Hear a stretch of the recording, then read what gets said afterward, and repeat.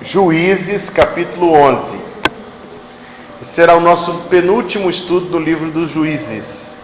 E nós entramos nele pensando que era um livro de história, mas descobrimos que é um livro de bênção, de edificação para a nossa fé, de despertamento da nossa alma para as coisas tão sérias e santas que são as coisas de Deus e do povo do Senhor. Capítulo 11 do livro dos Juízes, nós somos apresentados a um homem chamado Jefté, um dos mais injustiçados dos juízes, pois ele é chamado por muitos, e alguns dos comentaristas chamam Jefté de...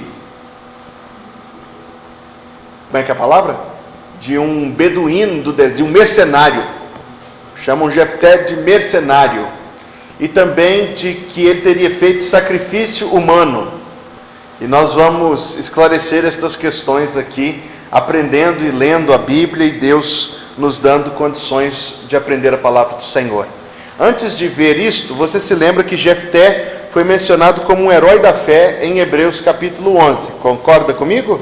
Vamos consultar para que esteja claro em nossa visão. Hebreus capítulo 11.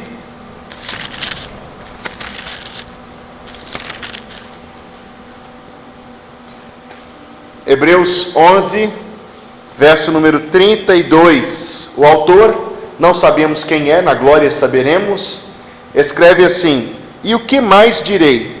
Certamente me faltará o tempo necessário para referir o que há a respeito de Gideão, de Baraque, de Sansão, de quem, minha gente? De Jefté, de Davi, de Samuel e dos profetas, os quais por meio da fé subjugaram reinos, praticaram a justiça. Então nós temos muitas informações sobre Jefté aqui em Hebreus. Ele era um herói da fé. É mencionado de nome e não de passagem neste capítulo 11. É-nos dito que ele praticou a justiça por meio da fé. É-nos dito que ele obteve promessas, junto a todos os outros ali elencados. Por meio da fé subjugaram reinos, como veremos aqui na história dele, praticaram a justiça, obtiveram promessas. Aplica-se a todos aqueles mencionados anteriormente. Jefté nos é apresentado como um homem de Deus, e nós devemos, como tal, ler a sua história. Volte a Juízes, capítulo 11.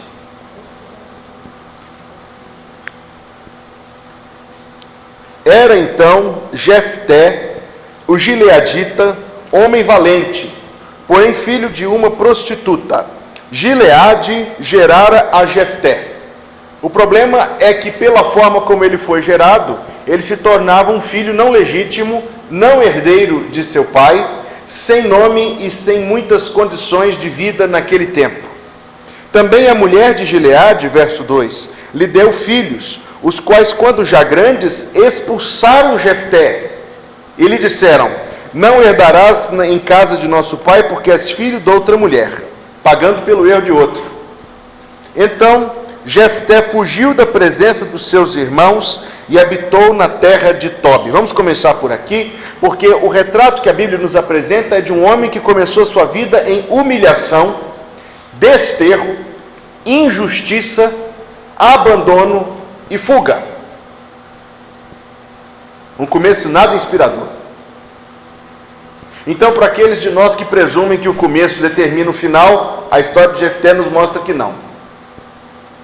Mostra antes que um homem cujas circunstâncias de vida justificariam que ele fosse amargurado, justificariam que ele se acabrunhasse, se deitasse chorando, se fizesse de coitado, de vítima. E quantas pessoas não caem nessas pedras de tropeço? Transformam as amarguras da sua vida nas razões por que a sua vida está completamente estagnada. Eu li um livro até interessante sobre isso. R$10 ali no final do culto, você pode comprar. Puxando a sardinha. Mas Jefté, que tinha uma condição de vida de injustiçado, de abandonado, de humilhado, não se conteve a estas coisas, nem permitiu que elas determinassem a sua vida. De fato, ele saiu ali do meio de seus irmãos, mas de lá Deus tirou um herói da fé que deu uma grande libertação dos israelitas, e Jefté é um grande exemplo para nós de uma série de coisas, como nós vamos ver. No final do verso 3, nos diz que depois que ele habitou na terra de Tobi, homens levianos se juntaram com ele e com ele saíam.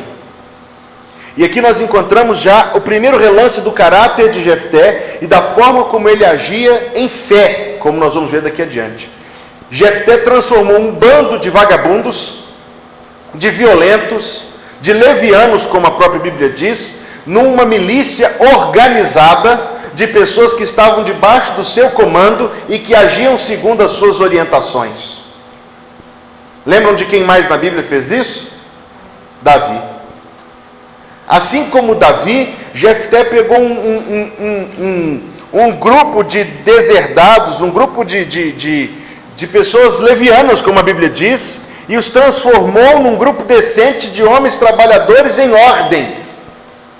Quem consegue fazer isso não é qualquer pessoa. Porque as coisas que ele teve de ensinar para aquele grupo eram coisas como ordem, autoridade, disciplina, propósito, conduta, comportamento, atitude. Eu tenho particularmente arrependimento, porque no dia que eu me alistei, eu marquei lá que não queria servir. Devia ter servido. Eu aprendi muita coisa útil, um ano passa rápido. Ele conseguiu colocar em ordem aquele grupo, que se tornaram os seus auxiliares no que se deu em seguida. Aqui nós já temos um relato que eu tenho que fazer aquela pergunta que fiz na quarta-feira passada. Mas o que é que fica por onde a gente passa?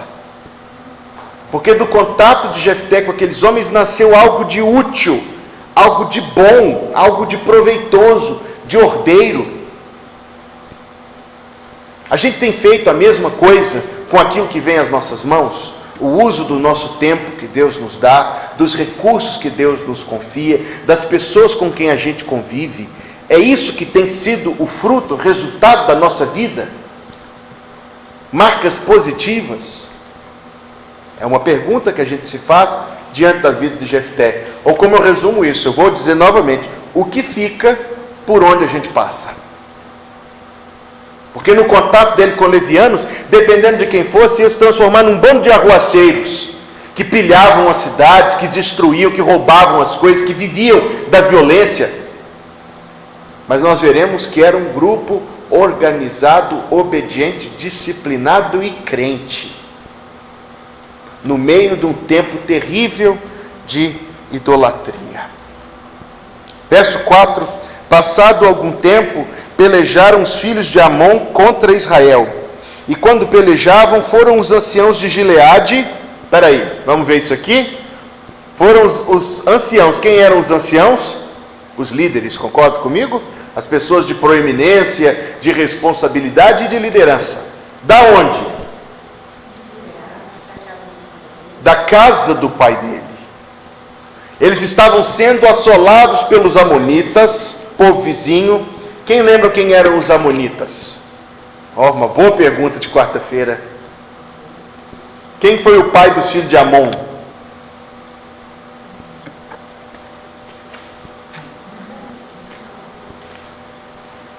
Que a mulher dele virou uma estátua de sal. O pai dos filhos de Amon era Ló. E Ló era parente de quem? De Abraão. Qual o parentesco? Sobrinho. Quando Moisés liderou Israel e chegaram diante da terra dos amonitas, Moisés atacou o povo de Amon? Com certeza não, porque eles moravam até aquele tempo do lado da campina que Ló tinha escolhido e que Abraão tinha prometido que não iria entrar naquele lado. Moisés não atacou os amonitas, pediu passagem que os amonitas não deram, mas não atacou, não tomou um pedaço de terra deles, não foi tomado. Contornaram Amon, porque Amon não deu passagem, mas não guerrearam com os amonitas. Foram os amonitas que assalariaram Balaão, lembram disso também? E Balaão não conseguia amaldiçoar o povo, mas lá Apocalipse nos revela que Balaão incitou o povo à idolatria e à prostituição. se fazendo culpáveis aos olhos de Deus. Ele disse: eu não consigo amaldiçoar, mas eles próprios conseguem. Basta nós darmos a chance para isto. Israel não era inimigo dos amonitas. Nunca tomou terra dos amonitas.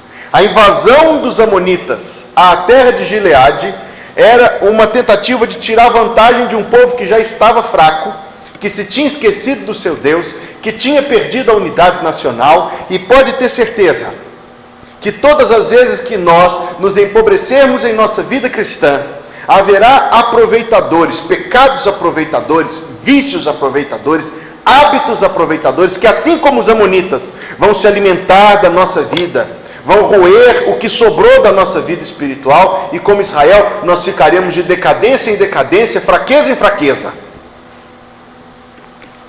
Os povos ao redor de Israel são um retrato dos vícios que estão ao nosso redor, das trevas no meio das quais nós vivemos. Então, sendo atacados por esse povo relativamente aparentado ao povo de Deus, os familiares mandam chamar quem? Jefté. E por que eles pensaram em chamar Jefté? Pensaram em chamar Jefté porque nos diz o verso 1 que ele era um homem valente, e eles não eram. Que humilhação. Chamaram Jefté, e aqui Jefté começa a aparecer para nós novamente. Por um lado, ele foi o homem que não transformou a humilhação em desculpa. Em segundo lugar, ele tomou um bando de levianos e, em vez de transformá-los em arruaceiros, transformou num grupo ordeiro, obediente e disciplinado, usado por Deus para trazer uma grande vitória ao povo do Senhor. Era um homem valente, corajoso, mas quando eles vieram a ele, ele disse o seguinte: se vocês querem que eu os livre dos amonitas, vamos até a casa do Senhor, vamos até Mispá, onde ficava o tabernáculo, e vamos jurar. Os gileaditas já tinham se esquecido do Senhor fazia tempo, mas Jefté não, e disse a eles: eu não vou jurar isto aqui com vocês somente, eu não vou jurar isso aqui em casa de ídolos, eu vou jurar isto na presença do Senhor. Onde nós encontramos isto? Verso 9. Então Jefté perguntou aos anciãos de Gileade: se me tornardes a levar para combater contra os filhos de Amon, e Baal os der a mim, assim que está aí na sua Bíblia? Ah! Quem que o povo de Gileade estava adorando? Baal e Astarote. Mas Jefté diz: e o Senhor os der a mim, então vos serei por cabeça? Eles responderam: o Senhor será testemunha entre nós e nos castigará se não fizermos segundo a tua palavra. Verso 11, no final, Jefté proferiu todas as suas palavras. Frisa esse final desse verso 11: perante o Senhor em Mispa, ou Mispá, é o mesmo lugar, onde ficava o tabernáculo, fora de Gileade. Ele fez aqueles homens fazerem uma caminhada de alguns quilômetros para estarem ali naquele lugar onde deveriam ser feitos os juramentos. Que comportamento diferente é esse? É o comportamento diferente que deve haver na gente também. O comportamento dirigido pela nossa fé. O comportamento em que aquela pessoa não crente pensa que a vida cristã é uma grande inconveniência, um estorvo, uma chatice. Mas a gente mostra que não. A gente mostra que as coisas do Senhor são importantes para nós, assim como Jefté fez ali. Algum deles mais prático, eu falo assim: puxa, Jefté, mas nós estamos aqui apertados de batalha, de gente atacando de todo lado, você quer levar a liderança para 80, 100, 120 quilômetros daqui para fazer um juramento? Vamos fazer esse juramento aqui? A fé é inegociável. A fé é inegociável. A fé é inegociável. Lembram-se os irmãos e irmãs de que Faraó tentou negociar com Moisés também? E ele falou assim: pode ir, façam a festa, mas vão só os homens, para que eles tivessem que voltar, que as suas famílias estavam ainda na escravidão. Moisés falou, não, vai todo mundo ou não vai ninguém? Na segunda vez ele falou, tá bom, vai todo mundo, mas fiquem as crianças. Ele falou, não, vai todo mundo. Faraó disse a terceira vez, tudo bem, vai os homens, vai as mulheres, vai as crianças, mas deixa o gado. A resposta de Moisés é belíssima, porque ele disse a Faraó, nem uma unha ficará. Nem a unha. Irmão e irmã, essa firmeza deve haver na nossa vida. Essa firmeza deve haver no nosso interesse e nosso zelo nas coisas do Senhor. Eu acho que todos aqui já devem ter ouvido a história famosa de um general americano durante a guerra chamado Oswald Howard. Mas ele comandou as suas tropas com muito triunfo e brilhantismo. E no final da guerra, o presidente, que naquele tempo chamava Abraham Lincoln, já ouviu falar de Abraham Lincoln? O presidente Abraham Lincoln decidiu marcar um jantar com o general Howard. Que honra, hein? Imagine ser chamado para jantar com o presidente da república. E não é esse ou outro que a gente tem aqui no Brasil, não, é Abraham Lincoln. E o secretário da presidência marcou o jantar para uma quarta-feira. Conhece a história agora, né? E o general Howard disse, quarta-feira eu não posso. Você não pode ir a um jantar com o presidente da república, Abraham Lincoln, presidente dos Estados Unidos, você não pode. O que é mais importante que isso? Qual foi a resposta dele? O culto da minha igreja. O culto da minha igreja. E o homem mudou a agenda do presidente para não mudar o seu compromisso com o Senhor. Eu quero dizer para vocês, não somente isto, mas que esse ato de Jefté por si só é muito eloquente. E os nossos atos diários de compromisso com as coisas de Deus são profundamente eloquentes. Falam tão alto que a nossa voz não consegue falar na mesma altura.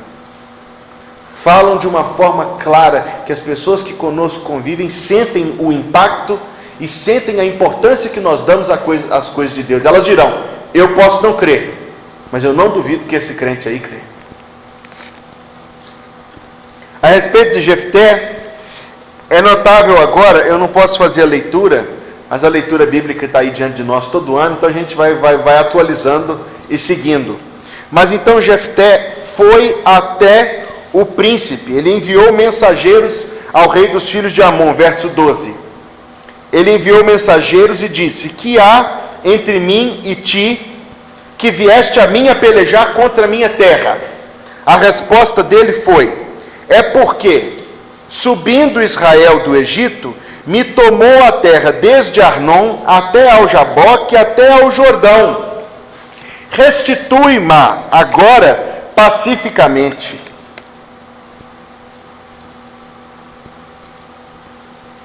Estou esperando para ver a reação dos irmãos a essa proposta dele. Eles estavam inventando. Foi uma mentira. E o pai da mentira quem? O pai da mentira é o diabo. E Jefté só conseguiu não cair nesta armadilha, não porque ele era um historiador famoso, ou porque ele tinha as pilhas de documento para consultar, mas porque ele conhecia a palavra do Senhor. Ele sabia que havia um juramento entre Abraão e Ló. Ele sabia que Moisés não invadiu a terra dos amonitas. Ele sabia, ele conhecia a palavra do Senhor. Esse Jefté é um herói da fé mesmo. Porque ele usou a palavra de Deus para resistir a uma armadilha. Ele usou a palavra de Deus para orientar as suas ações e para que não caísse numa cilada. Tem um texto belíssimo sobre isso, que está na segunda carta que Paulo escreveu aos Coríntios. Eu queria que você abrisse comigo.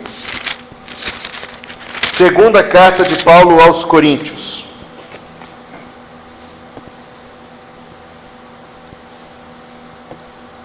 Capítulo 10.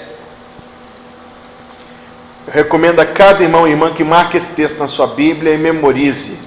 Esse é um texto de tão grande importância e que está aqui diante de nós por esse exemplo. Jefté respondeu a um problema diplomático no meio de uma guerra, uma situação entre duas nações com tanto de gente morrendo, com a palavra do Senhor. ecoando capítulo 10 de 2 Coríntios, verso 3 em diante. Porque embora andando na carne, não militamos segundo a carne, não nos igualando ao expediente mundano, incrédulo, insensível às coisas de Deus, materialista, somente racional e sem fé. Porque as armas da nossa milícia não são carnais, mas sim poderosas em Deus, para destruir fortalezas. Que tipo de fortaleza? É óbvio que ele não está falando de castelos, de torres e de muros, mas daquelas construções que enganam as pessoas, filosofias e religiões mundanas, e formas de vida e de pensamento que são opostas a Deus. Por isso ele fala logo em diante, e aqui está o Jefté diante de nós: poderosas em Deus para destruir fortalezas, anulando nós sofismas. O que é um sofisma? O que é um sofisma? Já soube? Sofisma é um pensamento aparentemente verdadeiro, porém falso. O sofisma é um pensamento aparentemente verdadeiro, porém falso. E ele está nos dizendo que por nós estarmos também enraizados, firmados na palavra de Deus, nas armas que não são carnais, mas poderosas em Deus, nós conseguimos distinguir a verdade daquilo que parece ser a verdade. Não foi assim que o rei de Amon tentou enganar Jefté? Com uma coisa que pareceria ser verdade. Se Jefté não conhecesse a palavra do Senhor, ele diria: puxa vida, mas que mancada desse Moisés, que erro ele cometeu. Ele ia chamar o povo e falar assim: gente, eles estão certos, nós temos que restituir a terra para eles. Irmão e irmã, quando a gente não conhece a palavra do Senhor, nós estamos soltos no escuro e sem luz e sem direção. Deixa eu concluir a leitura de 1 Coríntios 10. Anulando sofismas, mas não somente sofismas, sofismas e toda altivez que se levante contra o conhecimento de Deus, e levando cativo todo pensamento à obediência de Cristo, estando prontos para punir toda desobediência, não dos outros, mas minha, uma vez completa a vossa submissão. A fé de Jefté foi uma fé tal, que a resposta dele para o rei de Amon não foi o seguinte: olha só, o senhor é mais forte que nós. Ele poderia não dizer isso, mas pelo menos pensar: você é maior em número que nós, você está descendo o sarrafo na gente, nós não estamos mais dando conta desse conflito, vamos fazer um meia-meia aqui, nem meu nem seu. Qualquer um de nós ia cair nessa tentação, e ia fazer um acordo, cedendo terras dadas por Deus para os inimigos do povo de Deus, e voltar com o rosto erguido e pensando: como eu sou sábio. O problema da sabedoria carnal é que ela engana fácil, pois ela tem a aparência de ser sabedoria do céu, e talvez só se distinga nos frutos terríveis que ela tem.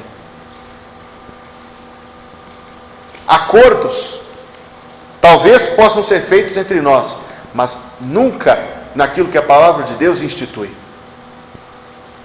Por que o povo estaria disposto a brigar por terra?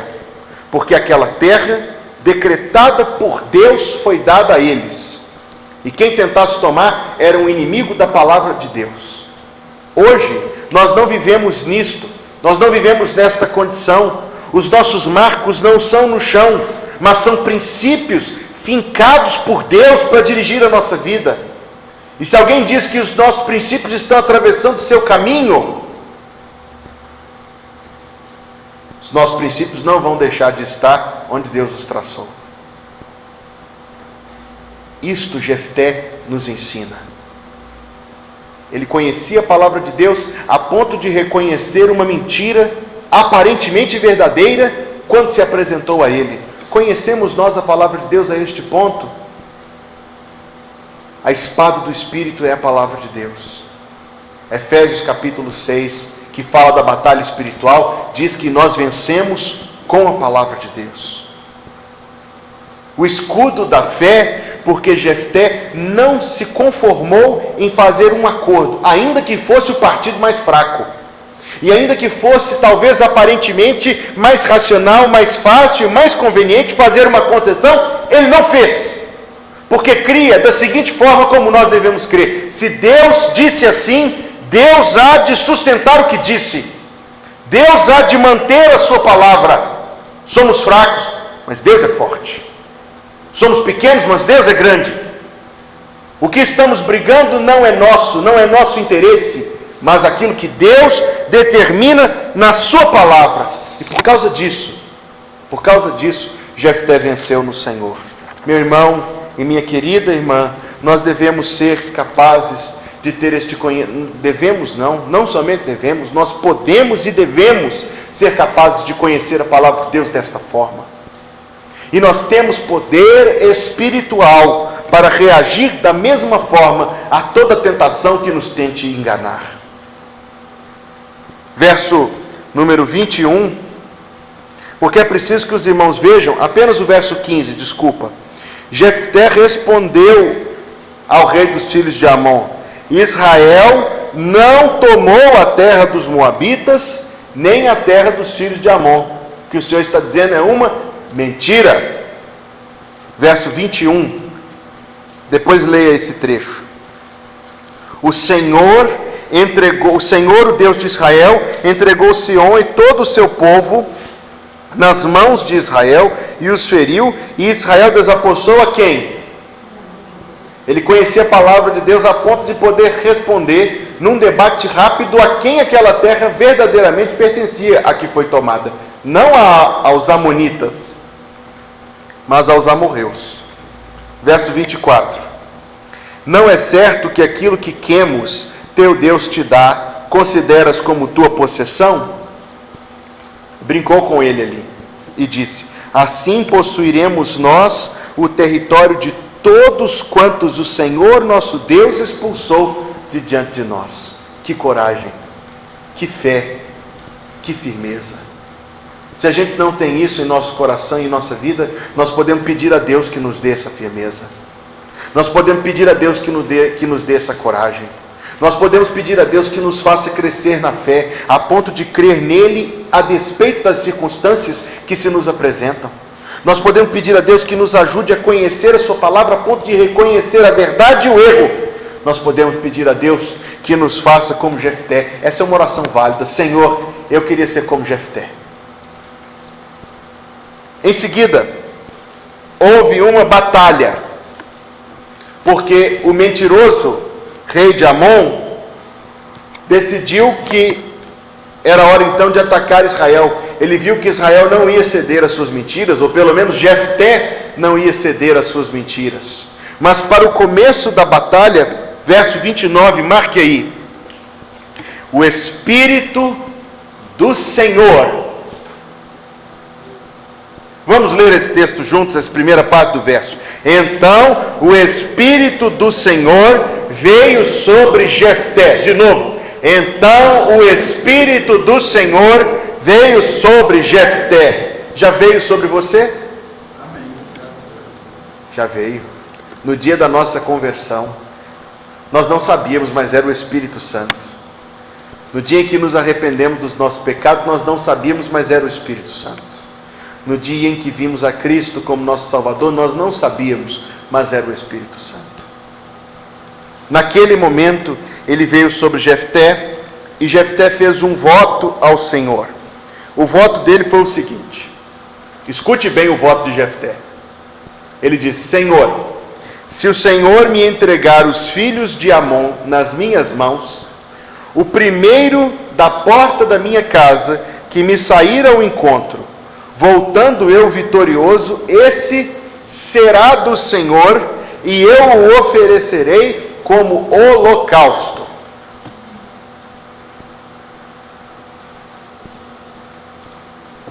Marcou esse voto?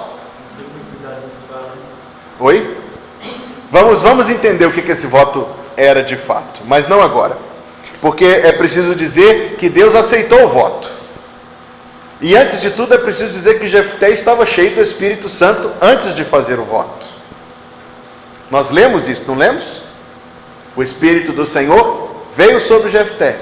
Cheio do Espírito Santo, ele fez o voto. Deus aceitou o voto, porque alguém cheio do Espírito não faria um voto que Deus não aceitaria. Ele venceu os amonitas, Deus deu vitória.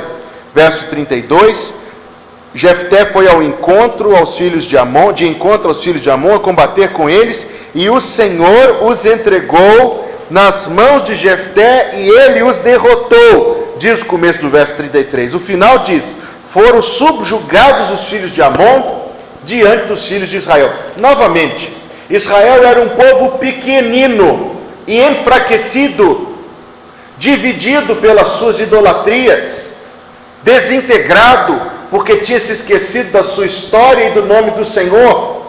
Os juízes não eram líderes de todo o povo, nós sabemos, mas de determinada região somente.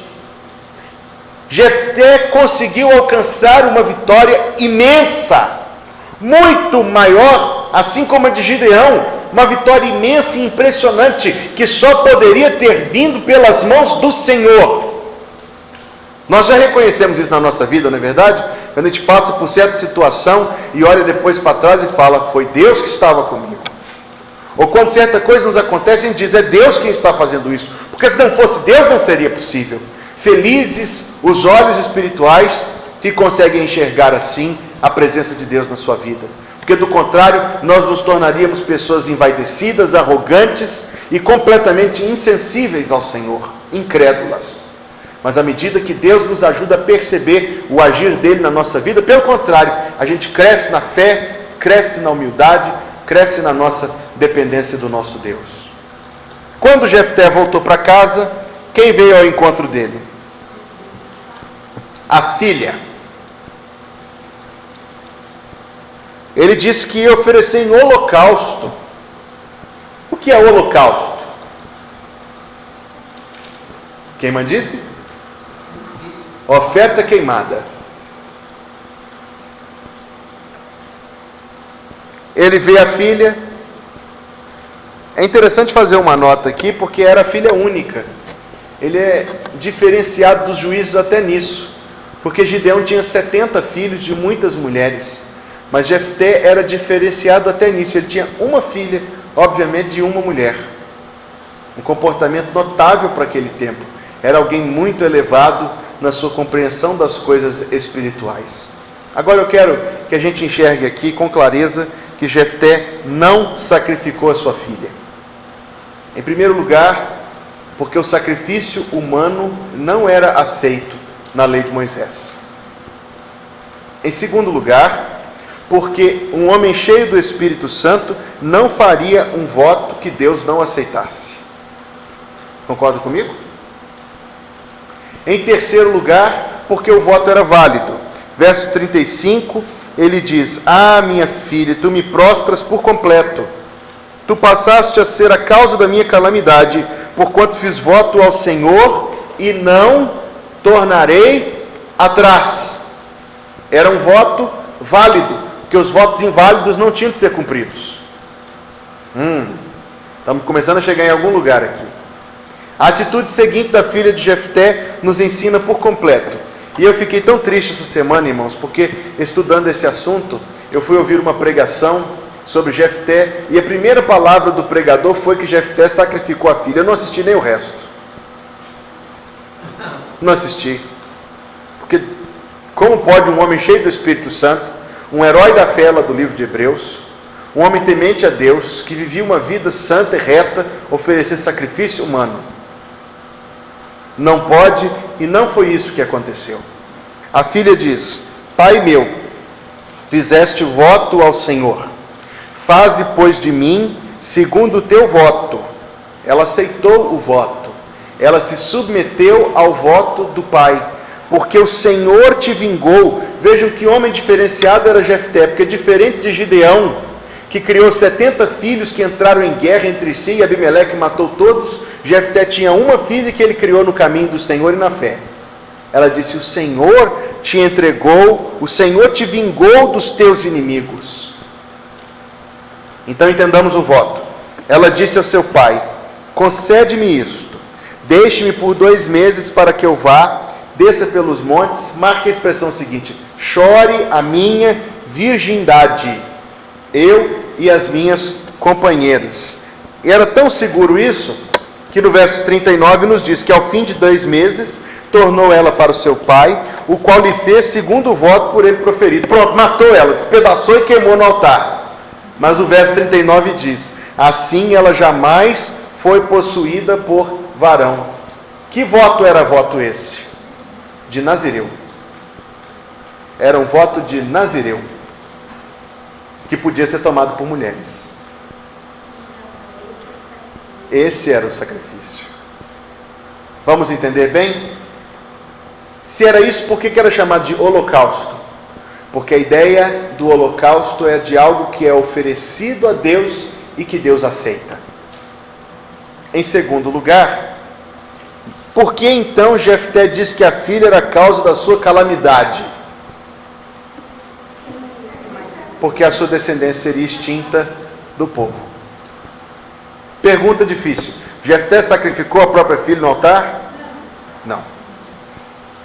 Um homem de Deus, um herói da fé, cheio do Espírito Santo, não faria um voto desse que Deus não aceita. O voto era um voto de virgindade perpétua, um voto de castidade, que era um voto válido.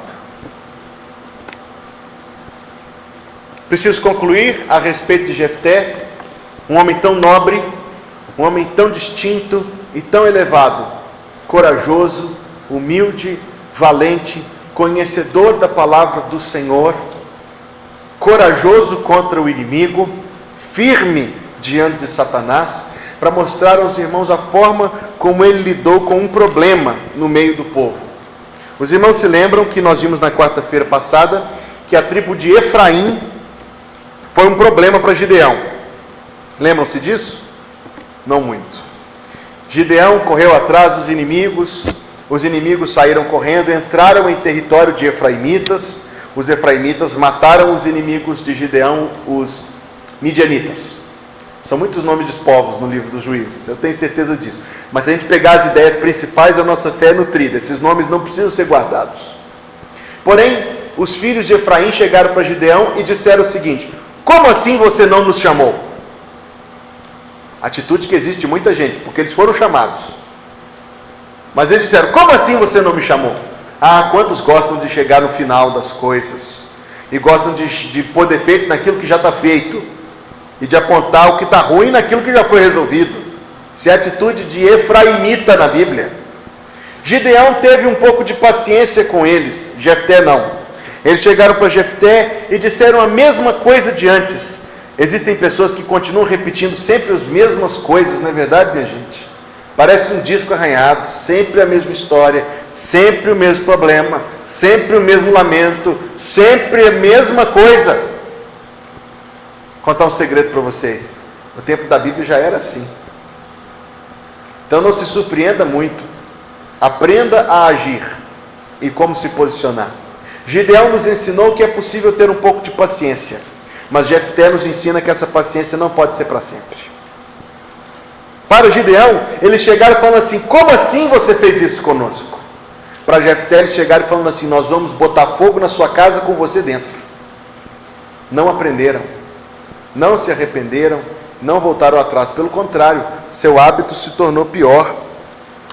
Jefté os disciplinou de forma dura. Custou para ele e custou para o povo, mas era necessário que isso acontecesse no meio do povo de Deus. Algumas atitudes inconvenientes podem ser toleradas com um pouco de paciência por algum tempo, mas nunca para sempre, porque se tornam ervas daninhas, semeando divisão no meio do povo. Alguns séculos adiante, o reino foi dividido entre Israel e Judá por causa dos efraimitas. Mas nós ainda estamos em Jefté. Verso número 7. Jefté, o gileadita, julgou a Israel. Quanto tempo? Somente 6 anos. Talvez tenha morrido novo ou talvez tenha sido chamado velho. Mas fato é que foram apenas 6 anos, mas usados profundamente por Deus.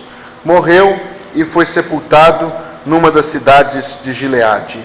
Depois dele, julgou a Israel Ibsã, Tinha 30 filhos e 30 filhas, e o verso 9 diz que ele julgou a Israel 7 anos. Faleceu Ibsã e foi sepultado, veio Elon, que julgou Israel 10 anos. Verso 13, depois dele julgou a Israel Abdon. Verso 14, tinha 40 filhos e 30 netos, e julgou a Israel 8 anos. 7 com 8? Com 10? Com 6? Um período de paz de 31 anos. Alguns comentaristas dizem que o primeiro desses juízes, Ibsã, era filho de Jefté. Mas Jefté não tinha filho, né? Então assim você já sabe descartar um comentário quando aparece alguma bobagem nele. Fato é que estes, assim como nós falamos quarta-feira passada de Tola e de Jair, são chamados de juízes menores. Mas eu quero dizer aos irmãos que não. Jefté foi um homem tão usado por Deus, que foi o único dos grandes juízes após a morte de quem não houve nenhum conflito e nenhuma idolatria no meio do povo. Ele morreu, Deus levantou outro juiz. Esse juiz morreu, Deus levantou outro, morreu e levantou outro. 4 juízes em seguida. O que eu quero mostrar para os irmãos é, quando a gente vê isso no livro dos juízes? Nunca, somente aqui. 4 juízes em paz, o povo ficando em paz durante 31 anos, homens de Deus, homens da fé, pessoas que pertenciam ao povo do Senhor. Eu acredito, como outros comentários dizem, que eles eram dos valentes de Jefté, treinados por Jefté, carregando esse legado grande que Jefté deixou para eles e deixou para nós também. Quarta-feira que vem, Sansão, e nós vamos aprender muita coisa na vida de Sansão. Graças a Deus por esse estudo. O Senhor coloque a palavra no nosso coração.